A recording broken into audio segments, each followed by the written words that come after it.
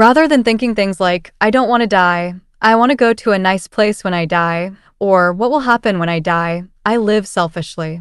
If you live without thinking too much about unnecessary things, it won't be easy to die. Aiko Sato, 100 years old, my dementia. If you live without thinking too much about unnecessary things, it won't be easy to die. March 21st, 2024, after days of wishing to grow old quickly and become an adult. At what age do you start to fear getting older? And what lies beyond that? We asked renowned author Aiko Sato, who has just turned 100, how she views her own senility. Since I was about 80, I've been experiencing small milestones. I even wonder why I don't die. I don't mind dying either. Once you reach 100, you feel like that's enough, laughs. When you're a child, you get into the bath and it's hot, and you want to get out, you say, that's enough. But on cold days, your parents say, you need to get warmer, and don't let you out. That's how I feel now, laughs. Sato Aiko turned 100 last November. That month, she published Trash Basket of Memories. A woman in her 30s said, it gave me energy and gave me a push. Well, now I don't have the energy to push others forward. I'm really weak and my mind is messed up. It's not that there was a milestone, but there have been lots of small milestones. They start to become senile around 80. I wonder what it feels like to be 100 years old, just as I am. I'm living a pathetic life. Once I wake up in the morning, wash my face, and eat toast and salad, there's nothing else to do. Meals have to be prepared for me too. So gradually, I start to feel like I don't really care anymore. When I was younger, I'd want to eat this or that, so I'd buy the ingredients and make it, but that's become too much of a hassle, so I just eat whatever I want, and that's how it is. There's a certain laziness to being 100 years old, and by laziness, I mean the feeling that you're fine just being yourself. The just being yourself that Sato-san spoke about. It must be quite different from the one in Frozen. I wanted to know more about just being yourself at 100, so I asked him further about how it feels. I don't mind not doing my daily habits. For example, if I have an interview today and guests are coming, I'll make sure to ask the people in my household, do you have any sweets? Do you have any snacks for tea? And feel reassured when I hear that they've prepared some. I used to get used to those kinds of habits. But now I've gotten to the point where I think it's okay if they don't have them. When I had people visiting every day, I would worry about things like whether the room was warm or not, and whether it was messy when I was younger. But now, I guess I'll just say it's cold if it's cold, laughs. People used to have a lot of habits. There was an old man who maintained the habit of praying to the sun when he woke up in the morning until he died. Praying to the Shinto altar every day is a habit I had. In the past, I felt uncomfortable if I didn't. But now, I've gotten to the point where I don't mind not doing it. Now, as you're telling me, I've realized that I don't pray to the room at all. Of course, the table for guests is lined with tea and snacks brought by the grandchildren. I heard she'd received a gift, so I thought that was fine, Sato explains. The difference between being yourself and being defensive, there were people our age who were very strict about how to interact with others. There were people who were strict about what to do with customers, and they had to keep that in mind when interacting with others. But as you live longer, you gradually come to the conclusion that it's okay, and you become a fine old man or woman. Because you're not fussy. That's why we just have these snacks on hand, laughs. You used to be so concerned about everything, but now you don't care anymore. You're an old woman now, and you're on the verge of becoming a half-senile old woman, so people will forgive you. There's that kind of dependency. As you get older, you start to feel like you can be forgiven for being so dependent. Well, this is a state of mind where you don't think it's so bad. It's easy to be able to show yourself to others as you are. If the other person tells you the truth, then you can just respond as you are. No matter how I compare myself to my past self, this is who I am now, so there's nothing I can do about it. Please forgive me.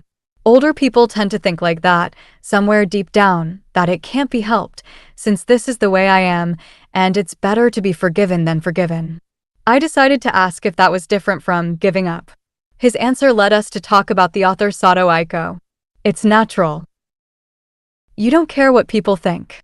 Living naturally is easy, and I think it's easy for others too. I was able to become a writer because I didn't sacrifice my individuality. A writer has to reach a state of mind where they don't care what people think about them. Otherwise, they can't get closer to the truth. You can't just try to write good sentences. Your sentences have to come naturally. Generally, I can only live a life that shows you are being natural to others. I was an eccentric person even in girls' school. In order to fit in and get along with your class, you would try to suppress or reduce your individuality, right? I don't do that, laughs. Even if I had something to complain about to a teacher, everyone would think I had to hold it in, right? I would just say it out loud. If you make it your personality, it works. That's how I've done it. I think it's because of my personality that I was able to become a writer. The Sato family is that kind of family. My father is like that. He's selfish. My brother is the same. There's no one to tell me I shouldn't say things like that to other people. The whole family is like that, laughs. It's tough, living harmoniously in the Sato family. Mr. Sato's father is the writer Sato Kuroku. His older brother is the lyricist Sato Hachiro. Sato wrote the novel Kechimyaku, which chronicles 3 generations of the Sato family, and won the Kikuchi-kan Prize in 2000. He began writing at age 65 and finished at age 77.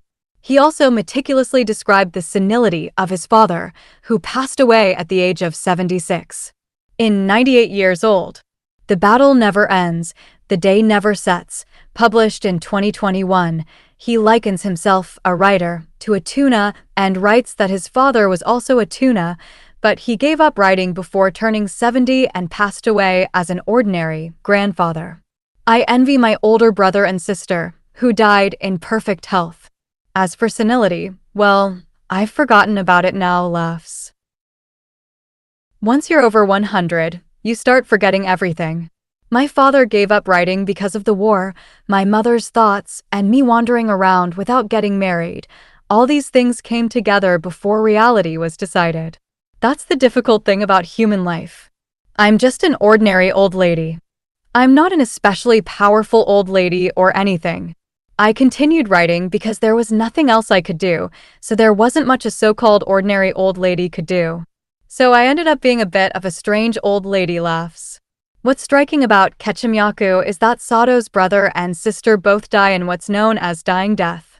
Hachiro died after putting beef in his mouth on the day of the ceremony to receive the Order of the Sacred Treasure, 3rd class, and your sister Sanai was found collapsed in her room the day after calling a friend to cancel their ski trip. I'm jealous. I'm jealous too. I'm sure most people would be jealous. As for how they ended up like that, I think it's best to live selfishly. The Sato family is a family full of anecdotes.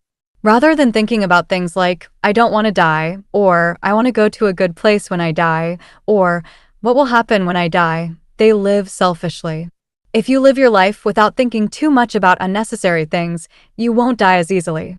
The longest-lived member of the Sato family was my grandfather. He was a low-ranking samurai of the Hirosaki domain and died in his 90s. He was such a loudmouth that there's probably no one in Hirosaki who didn't know him. There are plenty of anecdotes about him, though. The Sato family is a family full of anecdotes. There's a pretty bad anecdote about my father's time in Hirosaki. When a fire broke out at the junior high school, he was one of the first to arrive, but instead of trying to put out the fire, he fanned it with his haori coat, urging it to burn even more, laughs. Read the full interview in the spring 2024 issue of Shukan Bunzun Woman.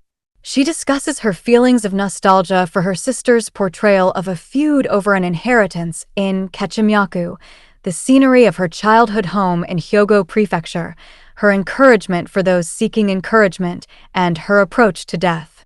100 Years of Sato Aiko. Aiko Sato was born in 1923. Her father, Aiko Sato, was a writer, and her mother, Shina, a former actress. Koryoku's signature work, Gyokahai Enai Hana Yukite, Gyokahai Enai Hana Yukite, was so popular that it is said to have doubled the circulation of the magazine Shonen Club Kodansha, in which it was serialized. Koryoku, who owned a theater company, met Shina, an actress 20 years his junior. Although Koryoku already had 4 sons at the time, he aggressively approached her, and their eldest daughter, Sanai, was born. Koryoku later divorced his wife, and their second daughter, Aiko, was born. Sheena then gave up acting. Koryoku's eldest son was the poet and lyricist Sato Hachiro.